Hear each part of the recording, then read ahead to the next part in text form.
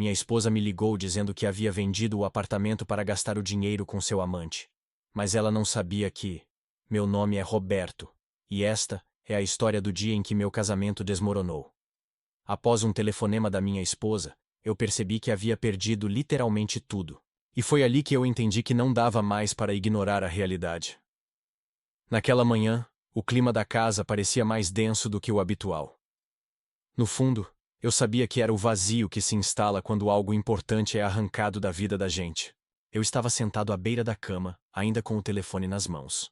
A tela estava apagada, mas as palavras que haviam saído dele pouco tempo antes continuavam frescas na minha mente.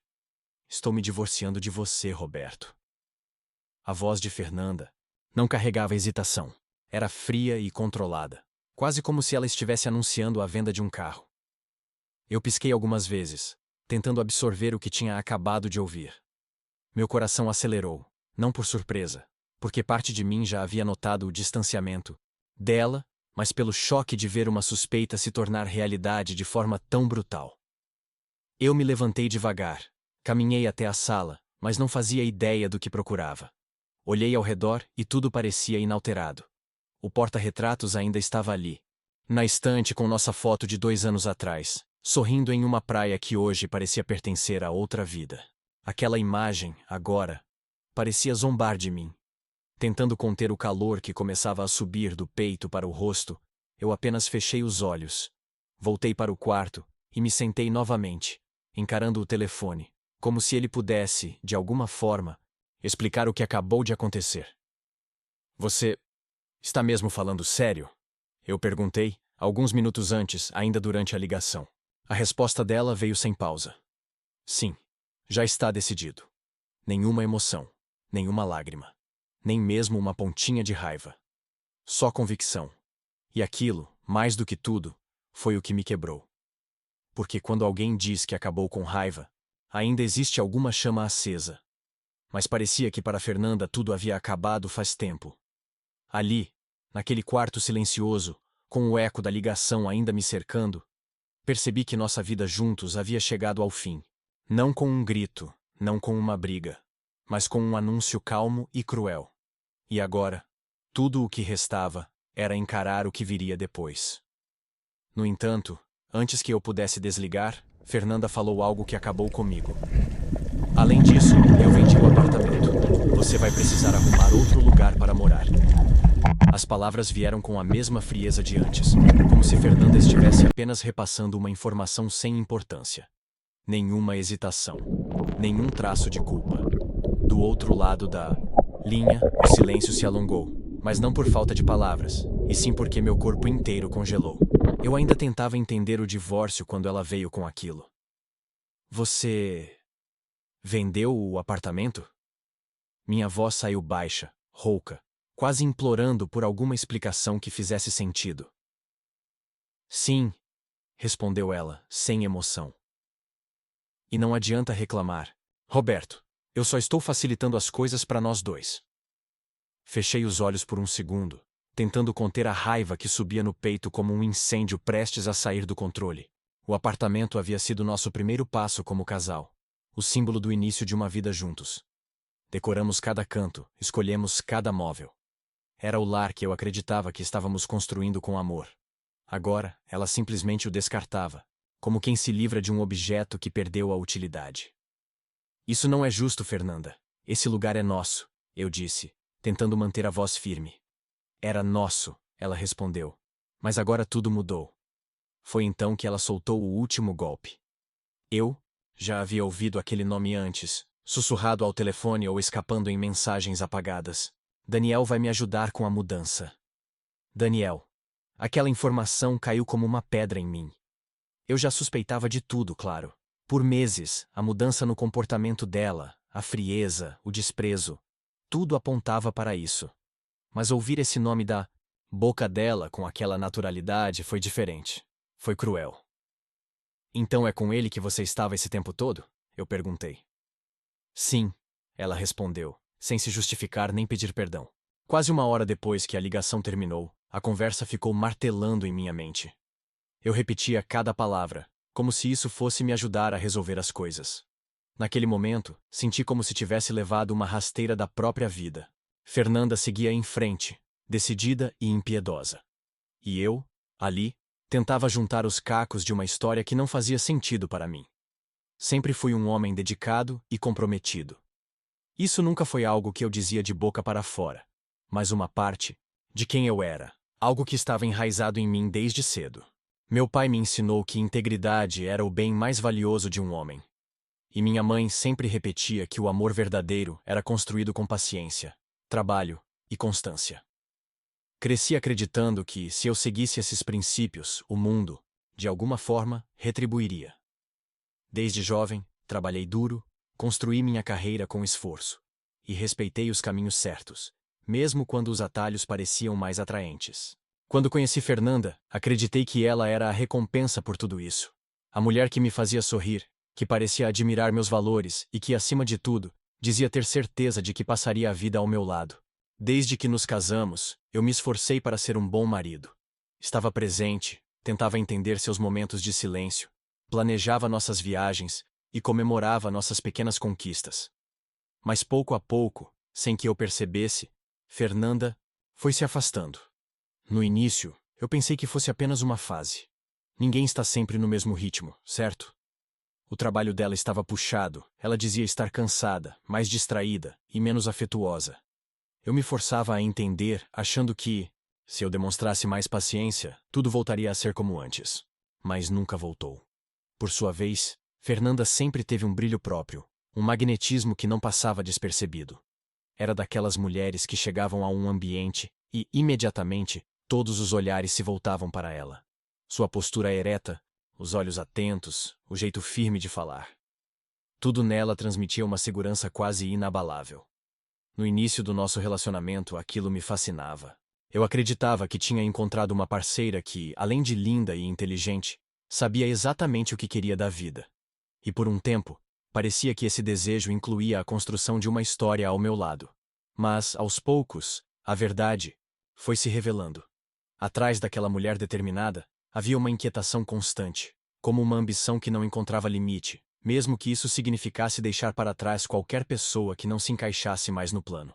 No começo, quando percebi Fernanda mais fria, menos presente, me agarrei à ideia de que estávamos passando por uma fase difícil. Tentei ser paciente.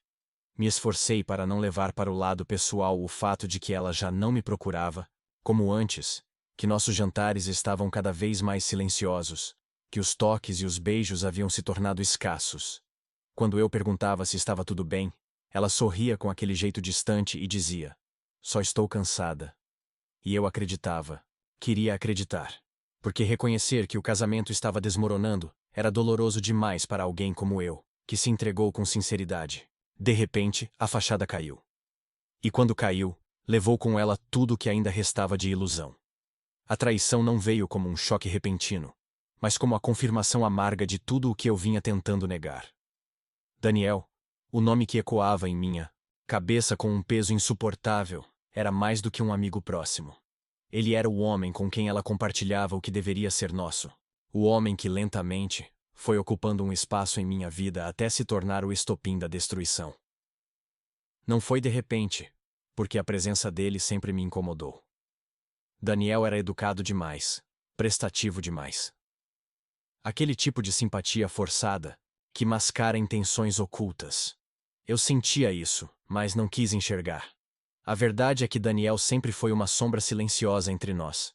E Fernanda permitiu que ele crescesse até roubar o meu lugar.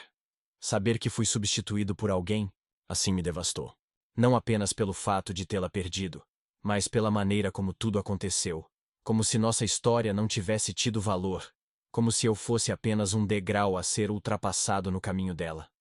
Quando finalmente descobri o envolvimento deles, senti o chão desaparecer sob meus pés. Foi a ruína de toda uma confiança construída ao longo de anos. Fernanda escolheu seguir sem mim. E com ela, levou aquilo que eu mais prezava.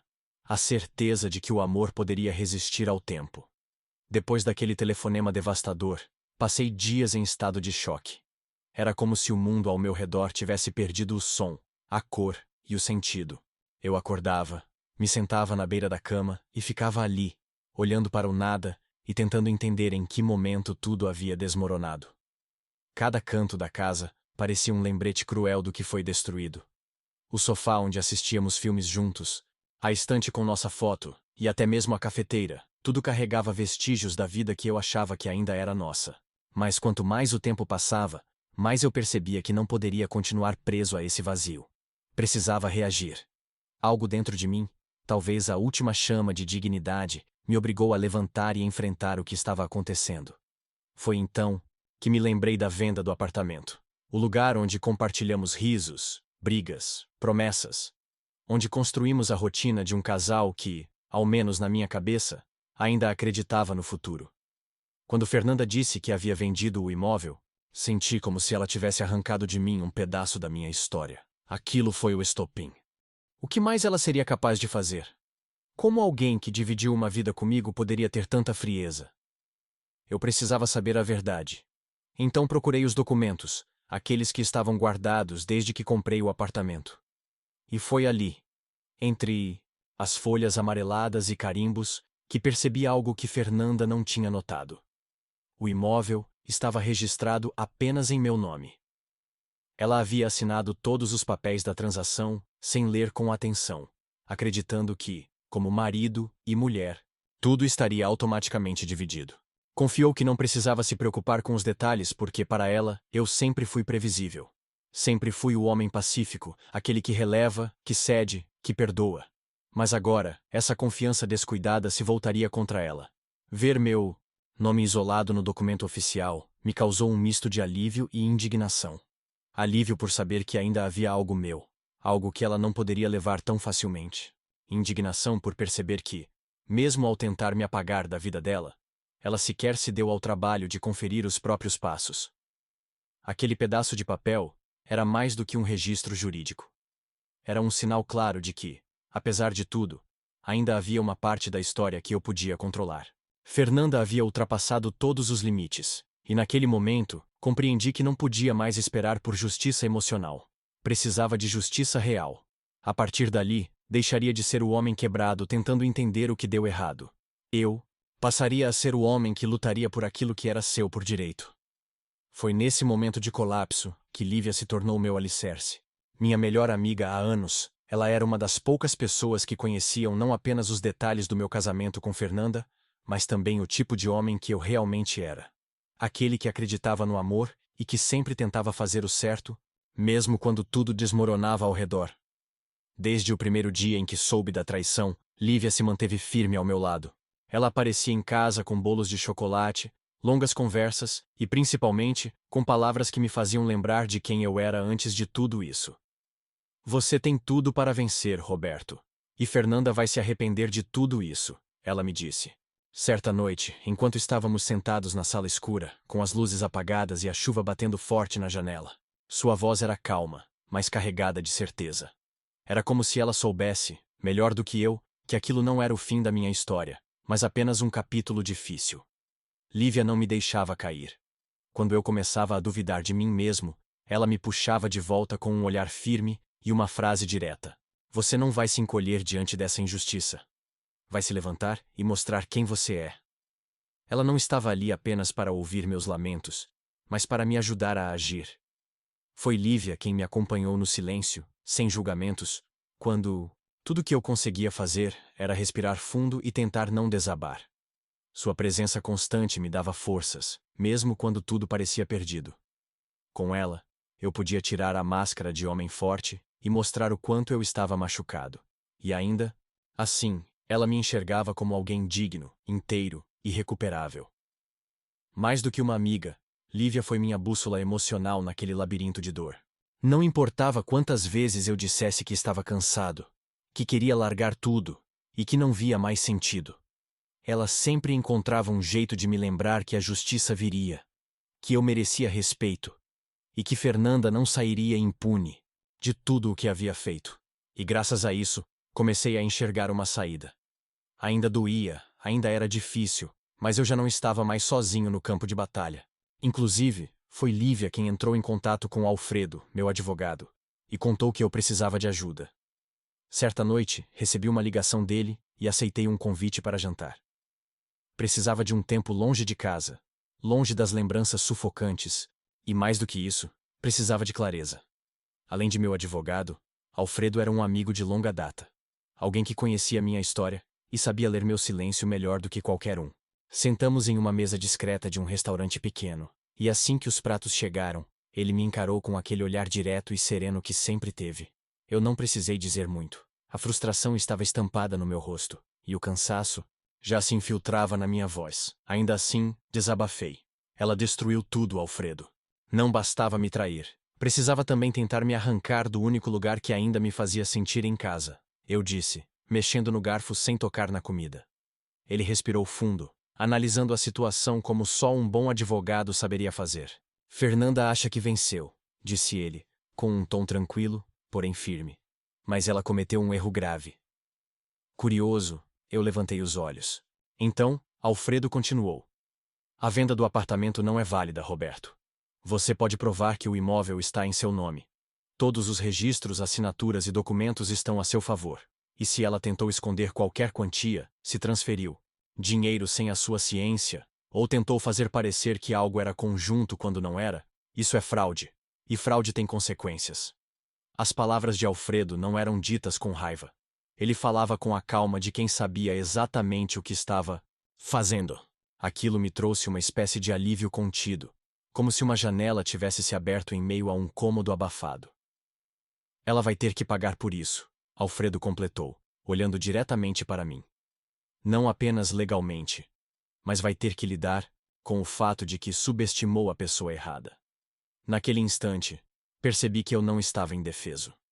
Pela primeira vez desde o telefonema de Fernanda, senti que tinha algum tipo de controle sobre o que estava acontecendo. Alfredo era experiente, meticuloso e, acima de tudo, leal. Com ele ao meu lado, a luta por justiça era uma estratégia que já começava a tomar forma. A dor da traição ainda era real. Mas agora, havia algo maior em jogo. Minha dignidade. Saber que ela havia tentado me arrancar da casa que eu conquistei com tanto esforço, me deu a força que eu precisava para agir. Na manhã seguinte, com o apoio de Alfredo, redigimos uma carta formal a ser enviada por e-mail. Nela, deixamos claro que a venda do imóvel era inválida, que a tentativa de negociação sem meu consentimento se enquadrava como fraude, e que medidas legais seriam tomadas caso ela insistisse em prosseguir com aquela farsa. No final da tarde, enquanto eu ainda revisava alguns documentos, escutei a campainha. Quando abri a porta, lá estava Fernanda, sozinha e elegante como sempre, mas com os olhos escondendo uma mistura de raiva e surpresa. Ela não me deu oi, nem pediu desculpas. Carregava apenas aquele ar arrogante de quem sempre acreditou que podia fazer o que quisesse. Recebi seu e-mail, ela disse, cruzando os braços. Mas isso não vai mudar nada. Eu já tenho planos com Daniel sobre o que faremos com o dinheiro da venda. Tentei conter a fúria que borbulhava por dentro de mim. A frieza com que ela falava era quase inacreditável. Como se tudo que vivemos juntos, todos os anos de casamento, fossem apenas uma fase incômoda da qual ela queria se livrar. Então, eu respirei fundo, olhei nos olhos dela, e com firmeza, respondi. Você acha que pode me tirar da minha própria casa? Fiz uma breve pausa, deixando o peso da pergunta se assentar. Você cometeu um crime, Fernanda. E agora vai ter que lidar com as consequências. Ela engoliu seco. Por um instante, vi algo vacilar em sua postura. Talvez surpresa, talvez medo. Mas, como sempre, Fernanda tentou manter a compostura. Só que dessa vez, eu não era mais o homem calado que aceitava tudo. Eu tinha provas. Tinha apoio e, acima de tudo, tinha um propósito. E não seria ela, nem Daniel, que tiraria isso de mim. Algumas semanas depois, exausto após mais um dia de trabalho, recebi a ligação que mudaria o rumo daquela batalha. Era Alfredo, com a voz serena, mas firme. Roberto, a venda do apartamento foi oficialmente anulada. O juiz entendeu que o imóvel está legalmente em seu nome e que realmente houve uma tentativa de fraude por parte de Fernanda. Por alguns segundos eu fiquei em silêncio, absorvendo a notícia. E tem mais, ele continuou. O comprador está furioso. Disse que vai processá-la por ter ocultado informações na negociação. Parece que Fernanda está prestes a sentir o gosto amargo das consequências. Agradeci a Alfredo e desliguei o telefone sentindo algo que não experimentava há muito tempo. Alívio. Pela primeira vez desde que Fernanda anunciou o divórcio, senti que as coisas estavam voltando ao eixo. Aquele apartamento que representava tantos anos da minha vida não seria arrancado de mim à força. Mas ainda assim, havia uma parte de mim que continuava em conflito, pois a mágoa da traição ainda latejava em meu peito. No fim daquela mesma noite, meu celular voltou a tocar. Era Fernanda. Pensei em não atender, mas algo em mim queria ouvir o que ela teria coragem de dizer. A voz do outro lado da linha soava diferente desta vez. Fernanda estava menos arrogante e quase simpática. Roberto, acho que deveríamos resolver tudo de maneira civilizada, ela disse. Podemos fazer da separação algo amigável e vender o apartamento em um acordo que fique melhor para os dois. Não precisa ser assim. Fechei os olhos por um segundo, respirando fundo. Era irônico ouvir aquela proposta vinda dela, depois de tudo. Quando precisei de compreensão, ela me virou as costas. Quando precisei de respeito, ela me traiu. Quando tentei salvar o que tínhamos, ela escolheu apagar tudo. Mesmo assim, decidi ainda não revelar a decisão judicial naquele momento. Não tenho interesse, respondi sem hesitar. Você escolheu o caminho que quis seguir, Fernanda. Agora, vai ter que arcar com o preço das suas escolhas. Desliguei o telefone antes que ela respondesse. Eu não devia mais nenhuma explicação, muito menos estender a mão a quem não me apoiou no momento mais vulnerável da minha vida.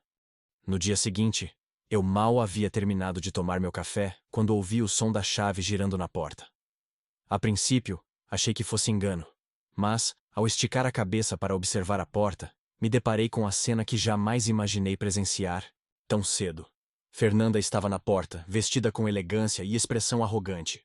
Ao lado dela, Daniel, aquele mesmo rosto que por meses assombrou meus pensamentos, segurava uma mala nas mãos, como se estivesse prestes a se mudar.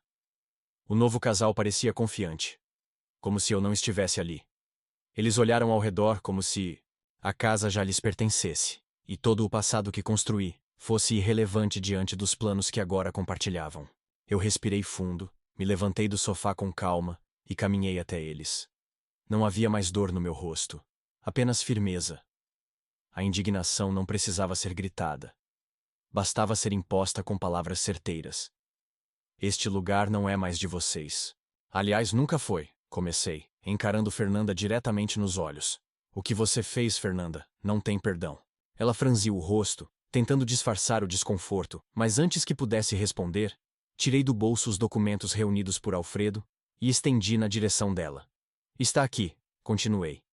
A anulação da venda. O juiz foi claro, e o novo comprador vai processar você por fraude. Este apartamento é meu, e não há mais espaço para você aqui. Fernanda ficou em silêncio por alguns segundos, e seu rosto perdeu a cor lentamente. Daniel, sem saber para onde olhar, apenas engoliu em seco e evitou qualquer comentário. O silêncio entre os dois foi mais revelador do que qualquer tentativa de resposta. Pela primeira vez, não fui eu quem ficou à mercê de decisões alheias. Não fui o homem traído e descartado. E embora a cena tenha doído, ela também trouxe algo que eu precisava há muito tempo. Justiça. Daniel permaneceu ali, parado, com uma expressão vazia. O olhar perdido, como se só agora tivesse entendido a confusão na qual estava se metendo. Ele não teve coragem de falar nenhuma palavra que justificasse sua presença ao lado de Fernanda. Daniel apenas abaixou os olhos, evitando qualquer confronto direto. Já Fernanda, como era de se esperar, não ficou em silêncio, já que não aceitava ser contrariada. Com os braços cruzados e a voz carregada de desdém, ela disparou. Você acha que isso vai mudar alguma coisa? Eu já estou com ele, ela disse, apontando levemente para Daniel, como se ele fosse o troféu de uma vitória pessoal. Mas aquela frase, que semanas atrás teria me destruído, já não tinha mais poder sobre mim. Eu a encarei com calma, sem alterar o tom de voz, e respondi com firmeza. Tudo bem, Fernanda. Eu não me importo com quem você esteja. Esse é o meu espaço, e você não tem mais o controle aqui. Minhas palavras foram como um espelho quebrando na frente dela. Foi apenas um instante, mas suficiente para eu perceber que o controle, antes em suas mãos, agora estava completamente comigo. Ela ainda tentou sustentar a pose, mas Daniel deu um passo para trás, murmurou algo que não conseguia entender e, sem dizer mais nada, virou as costas em direção à saída. O silêncio que se instalou entre nós foi denso. Fernanda não conseguiu esconder o desconforto, e pela primeira vez desde o telefonema, eu a vi hesitar. Era como se naquele momento ela finalmente tivesse compreendido que havia perdido não só o marido, mas também o respeito e o direito de permanecer ali. Eu não disse mais nada. Apenas fechei a porta. E naquele simples gesto, havia uma mensagem clara. Era o fim. Não havia mais espaço para ela na minha vida. Nem como esposa, nem como lembrança de um tempo que já não fazia mais sentido. Nos dias que se seguiram àquele confronto, tudo começou a tomar forma com uma rapidez que me surpreendeu. Alfredo, com sua competência habitual, cuidou pessoalmente de cada detalhe jurídico. A separação com Fernanda, que antes parecia um processo longo e doloroso, tornou-se, enfim, oficial. Os documentos foram assinados, as tentativas dela de reverter a situação não surtiram efeito, e os trâmites financeiros começaram a ser resolvidos. O processo por fraude foi incluído no acordo judicial, e a justiça deu início ao que seria um longo caminho de reparação legal. Fernanda, que durante tanto tempo se manteve altiva e confiante, agora precisava lidar com as consequências de suas próprias escolhas. Mas, curiosamente, o que mais me transformava naquele momento não era a papelada assinada ou as decisões judiciais favoráveis. Era algo muito mais profundo, que nascia dentro de mim, de forma silenciosa e definitiva. A ausência de Fernanda, na casa, nos meus dias, nas minhas preocupações, tudo isso começou a abrir espaço para uma leveza que eu já nem lembrava mais como era. Pela primeira vez em muitos anos, acordei em um sábado de manhã sem sentir o peso do julgamento, da insegurança e da constante sensação de estar tentando agradar alguém que nunca estava satisfeito. Passei a andar pelos cômodos do apartamento, como se estivesse me reconectando com quem eu era antes de tudo. Percebi como minha identidade tinha sido moldada em função de uma relação que só drenava minhas forças. Cada vestígio dela que eu retirava da casa era como um pedaço da minha liberdade sendo recuperado. E quando finalmente sentei no sofá, sozinho, mas em paz, entendi que essa era a verdadeira vitória. Eu estava livre. Livre de Fernanda, livre do controle velado, livre da culpa silenciosa que ela me fazia carregar. Era como respirar de novo.